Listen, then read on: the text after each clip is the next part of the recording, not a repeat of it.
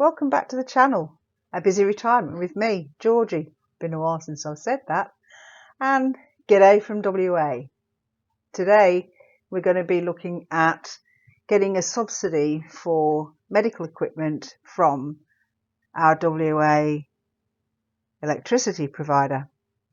But before I go on to that one, I'm going to do the federal subsidy that you can get, which applies to anybody in Australia that is on a concession card or has medical equipment. I'll show you the eligibility when I get to that page. So here we are on the Federal Government Services Australia website, and you will need a MyGov account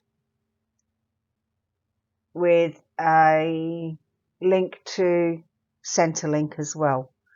So most people with MyGov account, it's linked to Centrelink, it's linked to the taxation office, and I think there's a few other things in there. I only have Centrelink because I don't work anymore.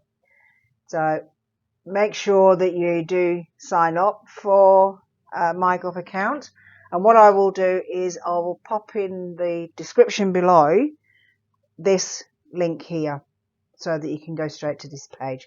Excuse me a moment. Okay, so on here it tells you who can get it and how much you can get, how to claim for it, and how to manage your payment. Now, I'm not going to go through all of that with you, but just show you bits and pieces of it. So the amount you will get is $191 per year. These are your eligibility requirements. So I won't linger too long on all of this. You can go into these pages yourself and have a look through them. And then the last page is your claim form. The claim form is an SA440. There's a link down here that you can click on, which will download a PDF. And I will put the link for this actual page itself down in the description also. Okay, so you don't have to go searching for it. You can just click on this URL up here and it will take you to this page to download the form. Now the form will download as a PDF, so you will need PDF Reader, which is a free app that you can download to your computer or laptop. I would recommend not trying to do it on your iPad or tablet or phone because it's quite a big form and there's a lot of details to fill in. So this is the form itself. Now, before we go into the form, what I do want to point out is this bit here that you can lodge it by post. Ignore it. You cannot lodge it by post, and I'll explain that in a moment. This is the form. Whoops, wrong one. This one. Now, as you can see up here, it tells me I'm on page 18 of 18. So as you can see, it's a lot of paper in there. A lot of that paper is useless though, because if I go back up here to page 1, this is the information where you complete all your work. But this is page 1 of your actual claim form. Here you can see it says page 11 of 18. So there are 10 other pages before this that are totally wasted. Don't print them off. When you're printing, just print from page 11 to page 18. Having said that, I wouldn't even bother doing that.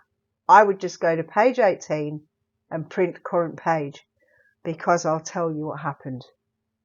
I filled all of this in, all the bits that I had to fill in. I did it on the computer. I saved it, and then I sent it to the printer. So all I had then was the doctor's page at the back to complete. And that can be done by your GP. It doesn't have to be a specialist or anything, just your GP who knows that you are using this particular equipment. So I did that, took it in, my GP filled it in, and he requested that I actually give it to the girls at the front desk and ask them to scan it and put it into my patient records. So easy done, not a problem. I came home, and what did I do? I went to here. So I took it home, I put it in an envelope, and I posted it off to this place. Then I got a letter from them. Probably took about a week and a half. I got the letter on Monday to say that they'd received my application, but I had to do the application online. Hence, I had to go into MyGov and do it from there. And I didn't have the doctor's page because I'd posted it to them. I had to ring the doctor's surgery, ask them to email what he'd signed, the page that he'd signed, save that to computer, and then I could upload that. So yeah, this could be actually taken out because it's totally useless to anybody. Make sure you go here, log into your Centrelink account through MyGov and do all your work from there, all your application lodging, and then just submit it to them. Now you're going to need to have a scanned copy of that page that your doctor signed. Might be easier if you don't have your own scanner. Ask the girls at the desk, when you've scanned that, would you please be able to email it to my email? And at least then you've got it on your computer that you can then upload it for MyGov to work. Okay, so that's that one.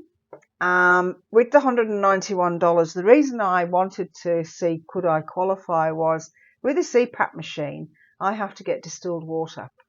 You cannot use tap water in the reservoir. It does tarnish the base of the reservoir. Not sure whether it's tin or what it is, but it did start to discolour, and that's when I found out I had to use distilled water. I went and read the book to see what I was doing wrong, and then I'd skipped that bit. It just said to fill it to the mark, which I did, and I skipped the bit that said it had to be distilled. So always read things very carefully. So anyway, distilled water in there. Now for the distilled water, I worked out my machine actually takes 350 mils per day, and 365 days per year. That's a lot of water. Now, a 4 litre bottle at Bunnings costs $3.60, and I'm going to need 33 4 litre bottles per year to cover me, and that comes in at $118.80. So with $191 from the government, I have enough here to cover the cost of my distilled water, and a little bit left over that will cover part of the electricity costs. It also gives me a window there that if the price of the water goes up, it won't matter. I'll still be within that $191. So definitely worth looking at, definitely worth claiming for it. And then the other one is the state system. Now with our state power, the part of the it's in the actual state power is in two different offices. So you've got Synergy, who are the guys that read your meter and send you the bills, and they give you advice on smart power and solar panels and how to reduce the power that you're using by taking things off standby. I think I worked out I don't know, I can't remember now, there's about 16 items in my home that are running all the time that I can't turn off. You can't turn your fridge off and only turn it on when you need it. You can't I've got landline, I can't turn the phone off and then turn it on when I need it. So there's quite a lot of equipment around here that is on standby all the time. So having solar panels does help with that bill. So The other entity is Western Power, and they're the people that actually supply the power poles, the power lines to your house and all the rest of that. They do all the repairs when the power goes down. If if there's a lightning strike and the transformers blow, it's Western Power that come out and fix that, not Synergy. So there's the two groups within the one state government energy supplier. So with Synergy, you can register for life support machinery. Now, I will pop a link to this page down in the description also, because this was hard to find. It took me a while to actually find this page.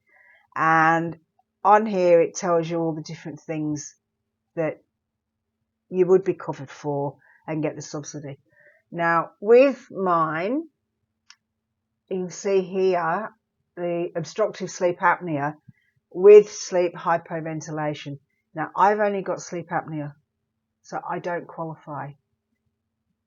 It's the hypoventilation that I need, which means that I have to have oxygen as well as the CPAP machine to force me to breathe. So, unfortunately, I didn't qualify. Now, again, when you get down to here to get your claim form, this also opens as a PDF. Luckily, not quite so many pages. You can see here, 1 of 4. Now, page 1 is your information, your details, and a declaration for consent if you can't fill the form in and somebody else has filled it in for you. And then you've got your medical practitioner. Now, this one here cannot be your GP. This one has to be your specialist. Now, for me, I've got a respiratory and sleep specialist, so I gave it to him. If you're on dialysis and have a dialysis machine, then you'd have to go to your renal specialist and whatever. So that needs to be filled in, and then you can send that back into Synergy. And what will happen is once you qualify, and I only know this because when I spoke to the chap online on the phone, I was actually ringing him about something else, and the CPAP machine came up. So he said to me that I could apply for this subsidy. So he registered me with the team to send out the paperwork. I don't know, they still have to send it out via mail as well as you getting it online. I don't know what the reasoning is behind that, but that's what they do. And because he registered me with the team, then they let Western Power know. And on Sunday morning, just gone, I got a text message on my phone to say that the power had gone out at 5:13 Sunday morning.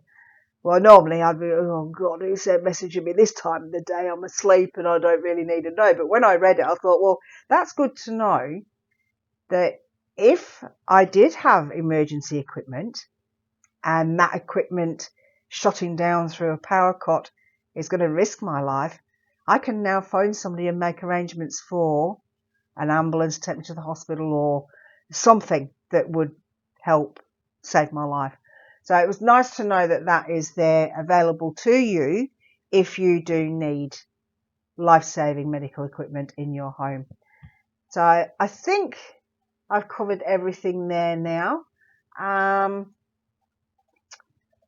If you have any questions about what I've talked about, if you think there might be something else that I've missed, or if you need some other information, I can always go and research it for you.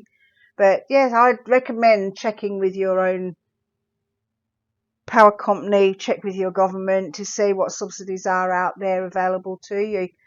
And next week, good news is my back is feeling a lot better. There's a little slight twinge every now and again, but nothing worth complaining about these days. I don't need medication or anything.